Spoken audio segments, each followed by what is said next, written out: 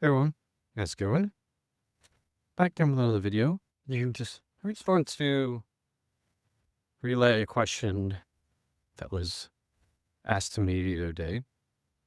And as always, I think real life questions and interactions that I have with people are always the best type of content to get out there because these are actual questions that people are wondering. If it's not, it not be so obvious to me, my favorite topics to make content about. And so this person asked me if they were going to be adding, in this case, broccoli to their meals. They're trying to increase their vegetable intake, which is fantastic. I'm a huge fan of vegetables and for a variety of reasons, a variety of use cases. But this person was asking, they were going to add some broccoli to one of their meals. And they want to know whether they should worry about measuring how much broccoli they're tracking their food. And in this case, this person primary concern here is weight loss. So as we know, uh, one of the major movers as far as losing weight is the total number of calories you're eating. And so they have been tracking their food and want to know if they are going to be adding broccoli into their meals, whether they should worry about tracking it. And my answer to them, I'll spoil it. For 99.9% of people, this will be true, is if you're adding broccoli into your meal, is it going to make or break your weight loss goals, or really any goal at all, honestly? No, it's not going to. You can liberally add as much broccoli to your plate as you want, and it's not going to really move the needle one way or another for your weight loss goals, because frankly, it's going to be extremely hard to eat an amount of broccoli that actually moves the needle from a calorie point of view. So it's just not high in calories to begin with. So there's that. So you eat a lot of it, and you're not going to be eating a ton of calories.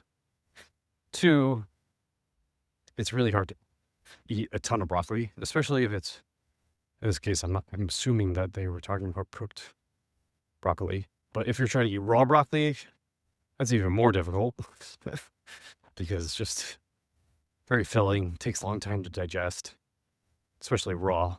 But even if you steam it or cook it in some way, roast it, whatever, it's not, you still have to eat so much more broccoli that you'd probably be sick of it before you even get to a point where it actually moves the needle calorie-wise. And this is true pretty much of all vegetables, frankly. There might be some outlying cases where someone can bring up a vegetable. It's like, oh, if you eat this vegetable, it can make a difference calorie-wise, sure. But like cucumbers, peppers, Brussels sprouts, cauliflower, asparagus, certainly any kind of leafy green. I'm trying to think of other vegetables. You get the point. These are all super low-calorie foods. You'd have to eat a boatload of them to make a difference calorie-wise. Now, I didn't just say I did say to this person, you can eat as much broccoli as you want. That's fine. Then I added some context and nuance, right? Because most people don't just eat plain broccoli, right? What do they do with their broccoli? They dump oil on it. They dump salad dressing on it, or dip it in salad dressing, or they dump cheese on it, or a combination of all of those. And that is where you can eat as much broccoli as you want, and it'd be low calorie, to eat as much broccoli as you want, and it'd be a giant calorie bomb. So I said to this person, eat as much broccoli as you want, but if you're going to add olive oil, butter, salad dressing, cheese, whatever else to the broccoli to make it more palatable, aka hyper palatable, that you need to track, because that is what adds up to a lot. So people often wonder, I don't get it, Ryan. I go to a restaurant and the restaurant has its calories listed on the menu, and I look next to the salad, which is a giant plate or bowl of vegetables, and it's 1,000 calories. It's just as much or more than the cheeseburger on the menu. How can that be if you're saying that these calories are so minimal?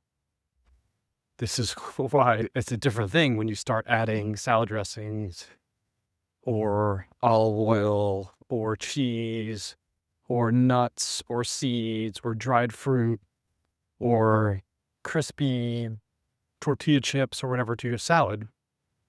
And often it's not just one of those things, it's all of those things get added to a salad. And so the salad itself might be, with just the vegetables, that might be 300 calories, right? Like nothing, like a giant plate of vegetables, 300 calories, if that, right? But then you add all the things I just mentioned on top of that, and it's easily over 1,000 calories, right? So that's how we take something that is very minimal calories and make it a calorie bomb, right?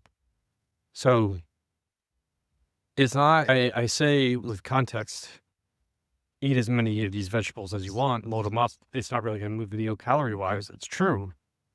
But most times, people don't just eat the vegetables without anything on top of them, right? Because, to be blunt, steamed broccoli with nothing on it is very bland, and it's not that good. It's not that appetizing, right? So you got to add something to it.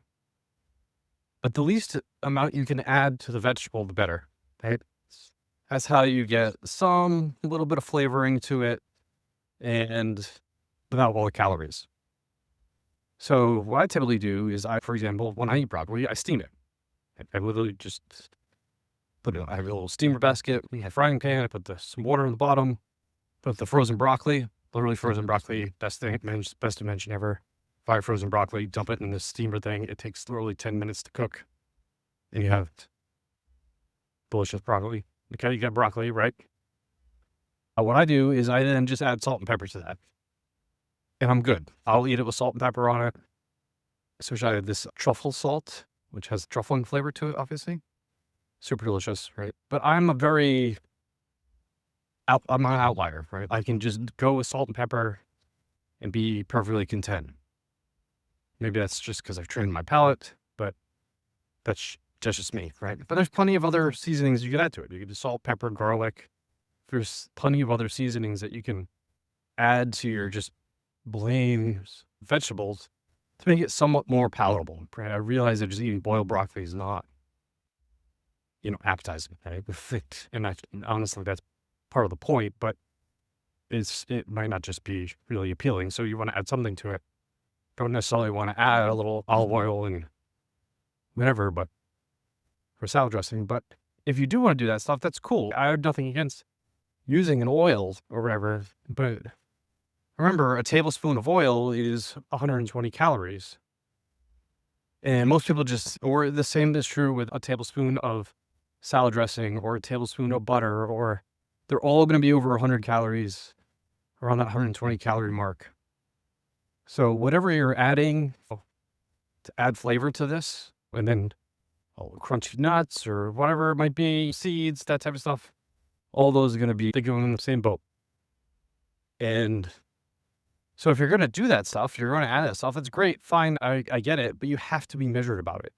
You can't just tip the bottle over and, that looks good, because the shit's not good.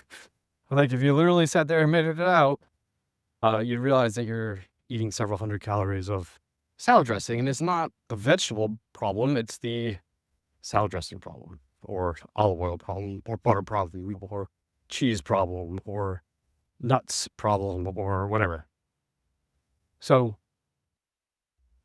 the message I have for you today, for the most part, is, frankly, I think, like I said, 99.9% of people out there worrying about measuring your fruit whole fruit, not fruit juice, whole fruit, or whole vegetable intake is you have much bigger fish to fry. And the bigger fish to fry is worrying about what you're putting on those things or eating with them, right? Or the form they come in, right? Okay. Eating some grapes is a lot different than eating dried raisins, right? But they're both grapes, but you can eat a bunch of raisins and it's far more calories than it is just grapes, right? So, anyways, I think that you get the point at this point. And what I'm saying is, yes, eat to your heart's content whole vegetables, whole fruit, but be mindful of the form that they come in, and if you're adding anything on top of them, because that's really where the calories add up. So if you find that useful, let me know below. If you have any other questions or comments, please leave those below as well. As always, if you want to keep up with the content that I'm putting out on a weekly basis, you can do so by signing up for my newsletter. You can go to rjbhealth.coach, click on the newsletter tab at the top, enter your email address, and be signed up for the newsletter, and all this stuff gets delivered to your inbox weekly for free. And if you need help navigating all these complexities of diet and health and exercise and wellness in general, I do have a couple one-on-one coaching spots open. You can reach out to me directly, chat about more about that, or again, you can go to rjbhealth.coach, click on the discovery call button on the homepage, and fill out the form, and I will get back to you and we can talk more about coaching. With that, I hope everyone has a great week, and I'll talk to you all soon.